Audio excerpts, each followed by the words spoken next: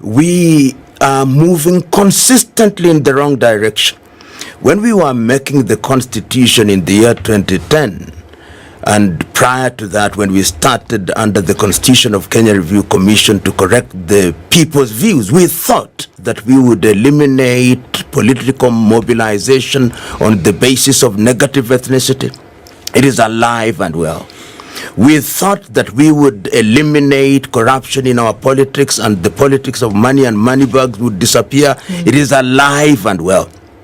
We thought that we would eliminate arrogance in the hearts and minds of the political class. It is alive and well. We thought that changing the names of our forces, the police force, into a service will change how it relates to the people. It is worse now. We thought that people would be judged by the content of their character, but now it is the size of people's anatomy. Testicles is what politicians are telling us, whether they are the size of the elephant or the rabbit. We are in a bad place. You will agree with me that we are at a very dangerous crossroad. You know, as a country, all of us witnessed what happened in the previous by-election, and now many people are chest thumping and many people are crying a fall. But one thing that was actually outstanding in all the by-elections was the level of violence that we witnessed. I mean, I have never seen such an election that has such kind of violence where the police took over and the IEBC officials were just behaving like nothing was happening. So many people have been asking themselves, is this what we are going to expect in 2027? Because now we've seen the high level of goonism than never before. I was even actually reading a comment, and some people were actually saying that it is about time these politicians now create their own goons. What does that mean? It means that we're actually totally headed in the wrong direction, and this is not what we want for our country. But anyway, I came across this powerful video of PLO Lumumba appearing at spicefm, and he gave this speech that actually states why Kenya is such a bad and dangerous crossroad, the path that we shouldn't look into. Anyway, before you even get to PLO Lumumba, welcome back to another episode of WeeKenyans. I mean, if you haven't subscribed, it just takes you 3 seconds to hit on that subscribe button. But don't forget to also hit on that notification bar so that anytime we do a video, you're able to be notified. It would be good to hear your insights, or it would be good to have your understanding of what we see happening in the country at the moment. We're hearing cries, we're seeing a lot of tears, we're hearing a lot of agony, we're hearing still in the midst of that a lot of hope. Where do you see that we are at? Many would call it a crossroads. As I thought about this conversation, several things came to my mind. Our country is between the devil and the deep blue sea. Our country is between the hammer and the anvil. Our country, if I go to Greece, is between the Scylla and the Charybdis. We are in a bad place. I've been around and I can tell you that this is perhaps the worst. I was around in the 70s, I was around in the 80s, I was fairly active in the 1990s and late 1980s. And for the first time in the history of this country, we are in a situation where we are moving consistently in the wrong direction.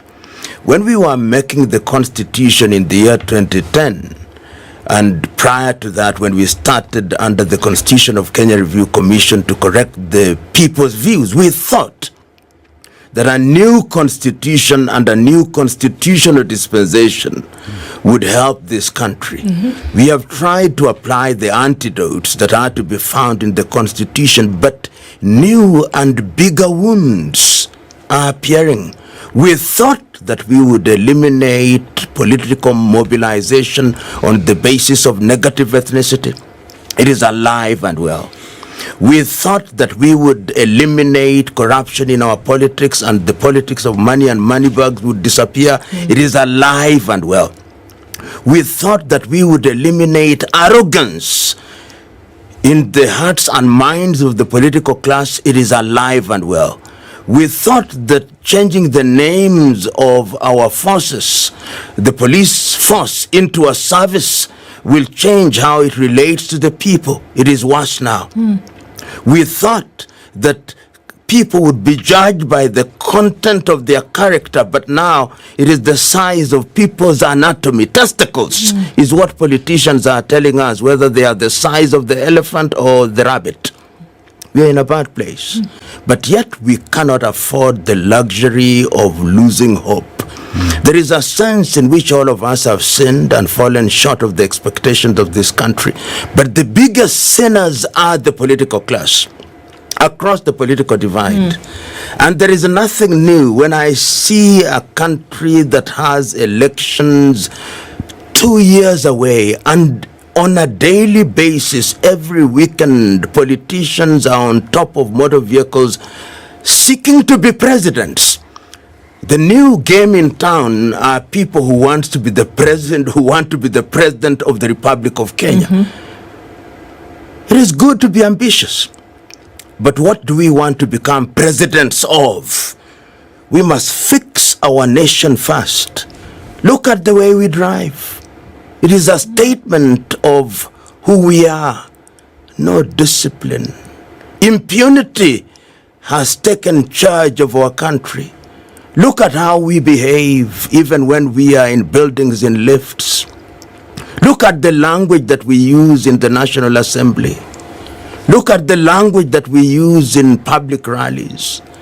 Look at the vitriol of an ethnic nature that spews out of people who describe themselves as national leaders.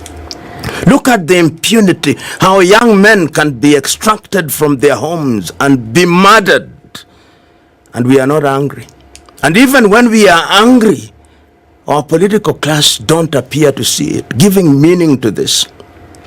That when God wants to destroy a country, it makes its leaders impervious to reason. And then they begin to believe that they have the monopoly of knowledge and wisdom. That is the space in which we are. On 26th, I scouted around the headlines all over the world. Almost 110 countries had Kenya on their headlines. With the consequence that if you are a tourist, you are cancelling your visit to Kenya. That if you are an investor, you are cancelling your investment plans in Kenya. If you are a young man, you are losing hope in Kenya. And yet our politicians are effectively saying that if the men and women who love this country come out to express their dissatisfaction, shoot them on sight. Yeah. That is where we are, but we cannot give up. Professor, is it the crisis we currently see in the country, is it due to system failure? Is it a question of moral character? Is it spiritual bankruptcy? What is it? It is a combination of all those. Let's start with spirituality. We are Christians, we are Muslims, we are Hindus, we are African spiritualists, but we say with our mouth what we do not believe in our hearts. We condemn corruption and we participate in it. We pray on a daily basis. Kenya is one of the few countries that when you go into a public meeting or a private meeting, we start with prayers. But do we believe it? No, we don't. Look at the moral bankruptcy. Look at what is happening. The commission that was appointed by the president to deal with the question of gender-based violence, the members said they are traumatized because of what they listened to. We need to morally rearm. Systems failures. I personally have sent clips of people who are saying that ethnic groups should rise against ethnic group to the National Commission on Cohesion, what they receive is a slap on the wrist. We see governors who have stolen in the billions, and yet only half of it is taken. Impunity is now running roughshod in our country. So the systems have failed. We made unto ourselves a constitution, and we thought that that constitution would cure us. I remember one of the things that we said, we are no longer going to have people going to State House to ask for this thing called development. Sure. Today, I see people from my part of the world going to the State House, and they say, we have come out with development, as if it were confetti to be issued by one individual. My brother, it is a combination of all those things. The beauty of it is that we have made a diagnosis, which means that we can find an antidote. The question is, are we ready to bear? Because it may be painful before it becomes better. Prof, we talk about the Constitution of Kenya 2010, a beautiful document that we have, and with all the hope that came with this document, one would have seen Kenya become this great country to be in. But the political class has let us down with regard to the implementation, and even us as the citizenry have failed because we have played ball with the politicians. And we come to talk about the political goodwill to change things, the political goodwill to implement the constitution, because Kenya has to be run under the rule of law. But look at those with the responsibility to protect and defend this document are the ones failing while at it. Which way, Kenya, Prof? You know, I was very intimately involved in the constitution making process, and I dare say I'm the only one who has written a book that gives you a blow-by-blow account on what happened. And all these individuals that you now see who are running this country and who are in the opposition and in government, I was with them. And I have the attendance list of all of them. Some of them did not even spend a quarter of the time listening to what we were doing. I can tell you that one of the mistakes that we made was to have people who did not believe in the Constitution as the implementers of the Constitution. And in their hearts and minds, they simply want to undo what was prescribed in the Constitution. Remember that the very first Constitution that we came up with in 2005 was rejected at a referendum, and then we went through the 2007-2008 clashes. Then we made the Constitution of Kenya 2010, which borrows very heavily from the Boma's draft. But these individuals, you know, you cannot have people who have no faith in a document as the ones who engaged in implementing it, so that the culture has not changed. You know, one of the things that this country must grapple with at a certain stage, however painful it is, that we may consider having a transitional government which brings people who will only serve for the purpose of midwifing a new dispensation. Look at the opposition. Some of the individuals who are in the opposition were in the opposition when I was still a student at the university. I'm now past retirement age. And they tell us that they are God's gift to Kenya. No, they simply want to fulfill the ambition that they want to be president or minister and that. And this is painful because Kenya has not known real change in terms of political culture. And it is the culture that we must change. The culture where people believe that occupation of public office is service, that you are trustees for the people. What we have are individuals who think that they are lords of the people. This is why we have what are called ethnic kingpins, who tell you, we have read the Constitution, read it not, because we have read it. How do you change culture? Because I think about it, right? It's everything that we do. You're accustomed to it on a daily basis. You breathe it, you live it, you eat it, you dress it. You are in it. That's what culture is. Indeed. Over time, it's compounded, it's compacted. How do you unlearn it? You know, what you now see in Kenya in the last 1 year with these young people called the Gen Zs, this is the beginning of culture change. a little more organization, a little more focus, then it will be unstoppable, because they are saying we cannot continue doing things in the same way and expect different results. Some of them I saw rejecting bribes of 100 from a politician. Yesterday, the 30th day of June, somewhere in Central Province, I saw them telling a senator, we will not allow this to happen. They are beginning to say, we will not be bribed. They are beginning to say, we enjoy our cultural diversity, but we are not going to be mobilized on the basis of ethnicity. They are beginning to tell the politicians, you must be accountable. They are beginning to say that our taxes are meant to be for our benefit. They are beginning to say that you are our servant. They are beginning to say that you must do what is in our best interest. I saw some of them debating with the policemen, telling them, we are on the same side. You suffer the same way we do. Culture is beginning to change. It is old culture, old habits can only be driven out by new habits. That is the history and the lesson of history at once. It may take time. It may not be as dramatic as we want, because there will be pushback. You hear the politician, for example, saying, but you want us to go. Where do we go?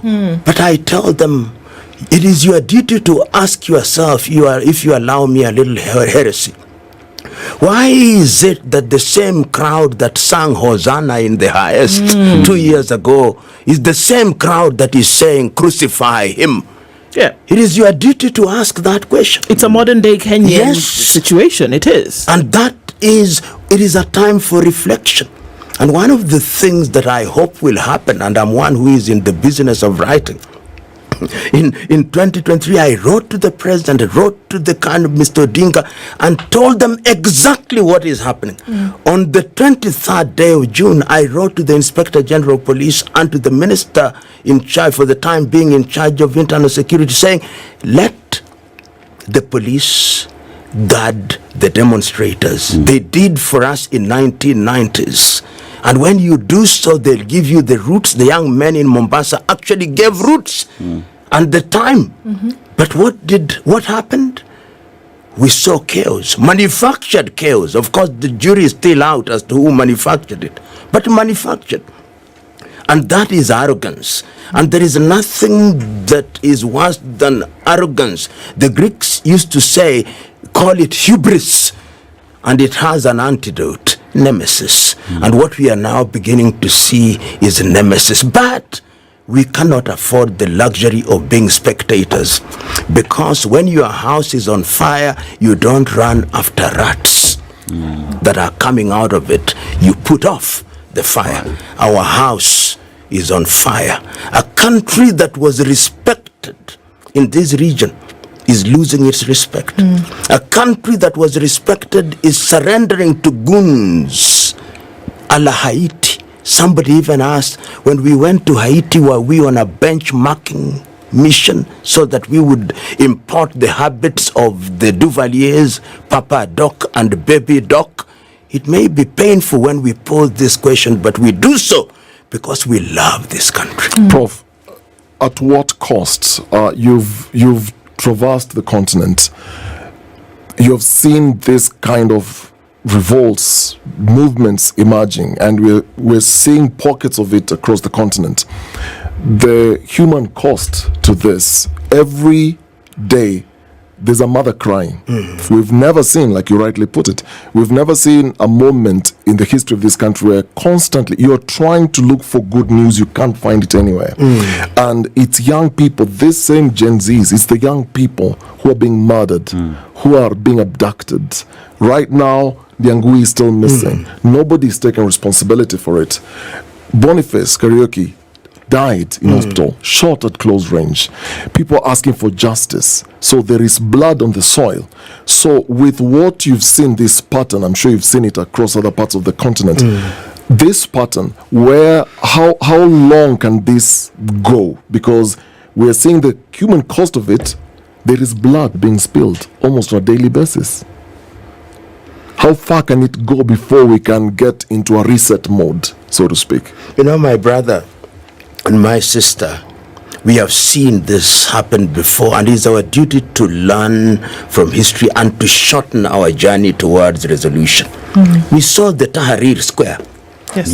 which brought the Arab Spring and what it did in Tunisia, what it did with Libya, which is still under the situation that it is in, what it did in Egypt, what it did in Syria.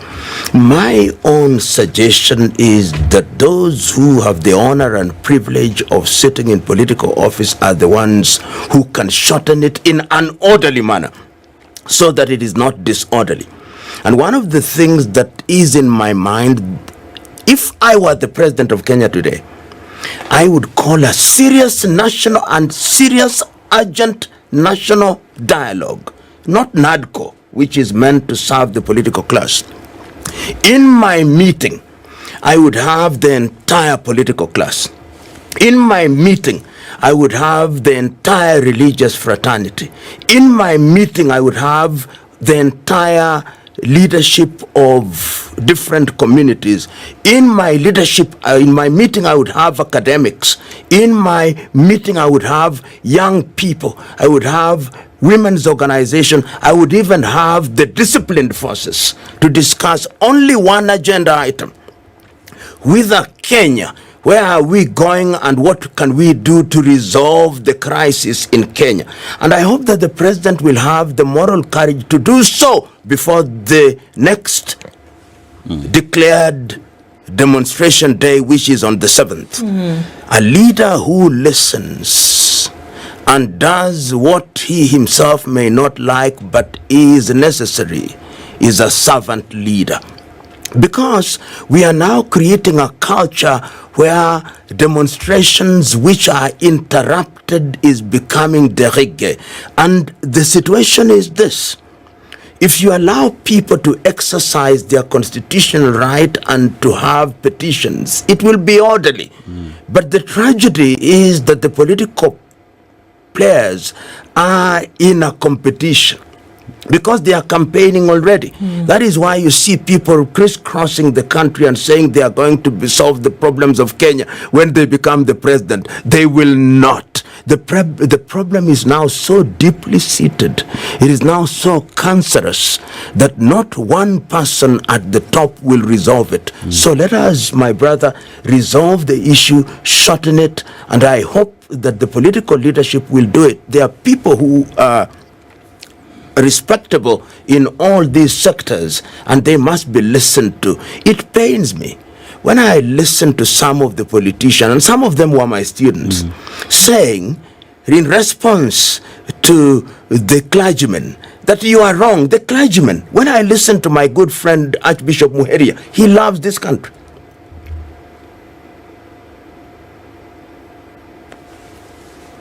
Prof. We live at a time when the country is yearning for change. Look at across all corners, and all that everyone wants is change. You listen to the young people, and the agenda the young people are pushing is we want accountability, we want proper use of the funds that we toil so hard to pay for. Yet we are as well in a political class that does not want to listen. This is our way, this is what we know to do, and this is how we continue to push it. And the young people are saying, we don't care, the country must change. But that is met with force, with death, with abductions, and a lot of pain. And as we sit here, Prof, the country needs that national dialogue. But one would say it has been called for a very long time, but no one wants that dialogue. I hope that this time round, there was a day not too long ago when the President of the Republic of Kenya apologized. And I thought that one of the things that would emanate from that apology was structured national reconciliation. What I've seen subsequently is the hardening of positions. What I've seen subsequently within the political class is alignment on the basis of formations. Formations where people are saying in the 21st century that we are Nilots, that we are Bantus, and that political contestation in the year 27 is going to be on those formations. It is tragic. In the 21st century, when we also say we want to be part of a larger East Africa, part of an Africa, we are going to primordial instincts. The time is now for the politicians to listen. And I hope they will. And sometimes people are made to listen through repetition. I look forward to the day when all the newspapers in the country will produce a newspaper with nothing in it except one item on the agenda at the very headline. Let us reason together. I look forward to that day, if that is what is going to take, because it will take something very dramatic. You know, if you believe and read the story in the Bible about the Pharaoh, every time that God wanted to make him release his people, let my people go, his heart would be hardened. I hope that the latter day pharaohs in our country will not harden their hearts for the sake of this country, for the sake of their children and children's children. They owe it to us, and we too owe it to ourselves. It is Thomas Joseph Mboya who said in 1967, when he was talking about Kenya and people are complaining that Kenya, who will build Kenya? He said, there are no supermen that are going to come to Kenya to build her. We are the supermen and superwomen. We must play our part. Can we see parts of this wheel, cogs in the wheel, and we see several things happening, that the way in which we report or talk about things has changed significantly, that there is a different kind of technology which we use for passing along messages, and that lobbying and protesting is one age-old traditional way of getting a message across. Do you see that the employ of different of these mechanisms will actually make a difference? And I ask this in direct connection with the protests that we have seen and those that we are likely to see coming in the future. Are they actual tools that can be used, that can bring about some kind of change? You know, when to answer your question, first of all, when I saw during the demonstrations on the 25th, the gentleman who is in charge of communication saying that media houses are banned from airing the proceedings real time, I said he must be living in a totally different century, because those are old tactics that used to work in the 1960s. In fact, the real protest in this country is to be found in the social media. What you see in the streets is just a dramatization of it that is necessary to have boots on the ground, in a manner of speaking. And the revolution that are taking place are now taking place in the Instagram, in Twitter, in Signal, and in those spaces, because you capture people in the millions. And in my view, therefore, the style and methods of protestation have changed dramatically, but old is gold. The reason why old is gold is because when you appear flesh and blood, the message is totally different. When I saw a little girl doing the pole vault to cross the razor wires, that image is throughout the world. It is without precedent. And I want to imagine to myself when the politicians are sitting in the inner recesses of their sanctums, when they see those images, does it touch their hearts? Do you reckon it does? From the evidence I see, at least the faces that we see in the media, it appears that they are unmoved and untouched.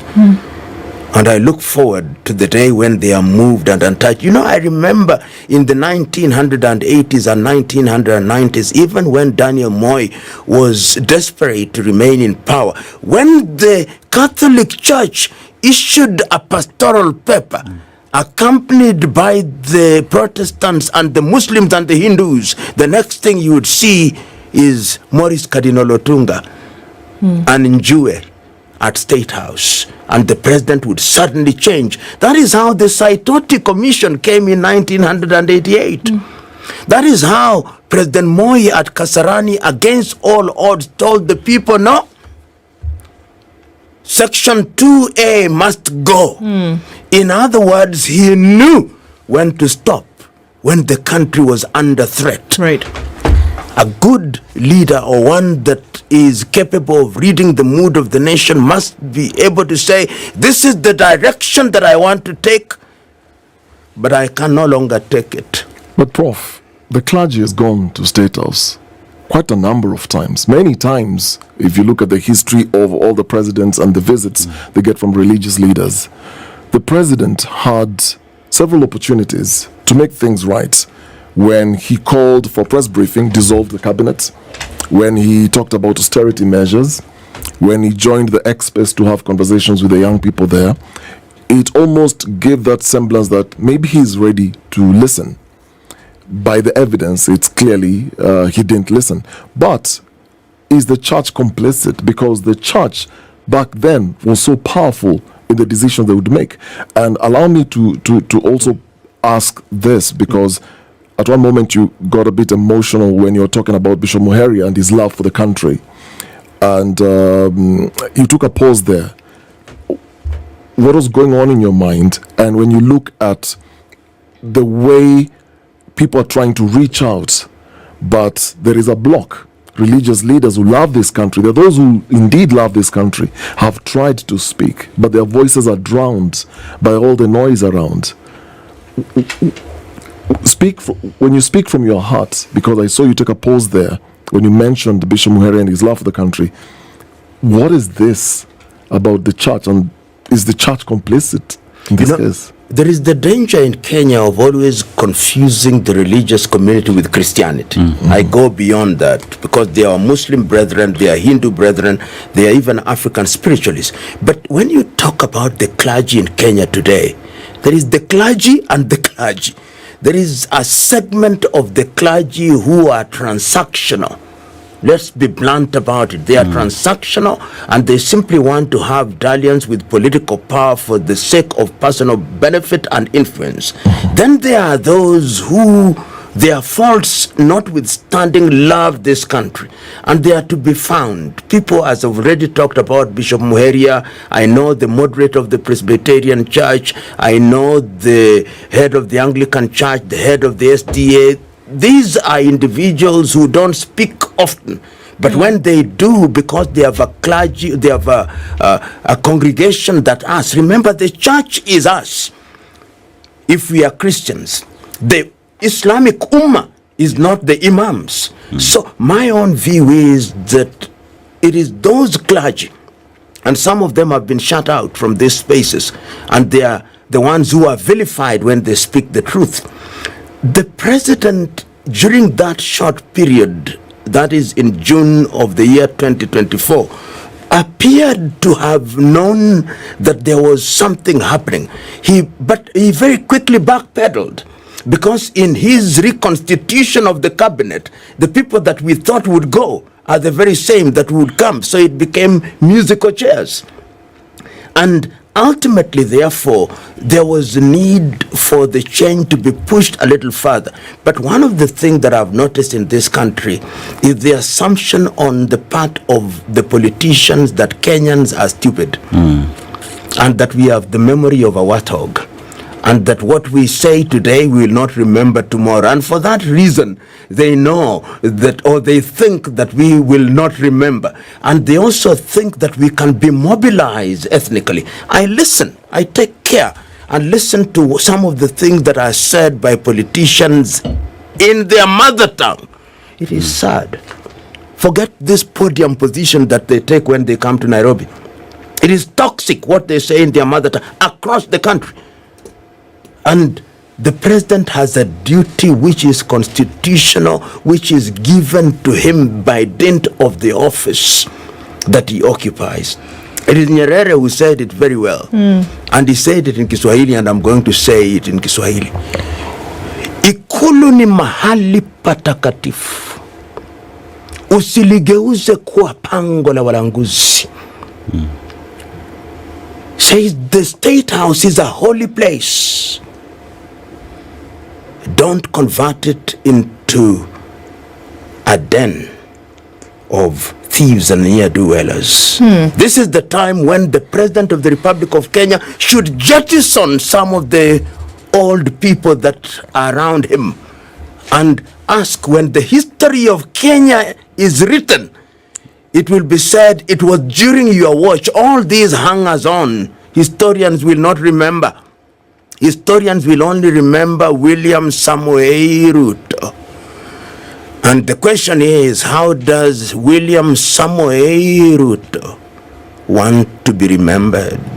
He does feel, and this is interesting that you ask this, how will he be remembered when he has had opportunity to speak and to address some of these issues that are being brought to the fore? He has said many times that he believes that he's tightening the screws and that he is making good decisions for the country, whether those be economic decisions, whether these be social justice issues, decisions around those, administrative issues.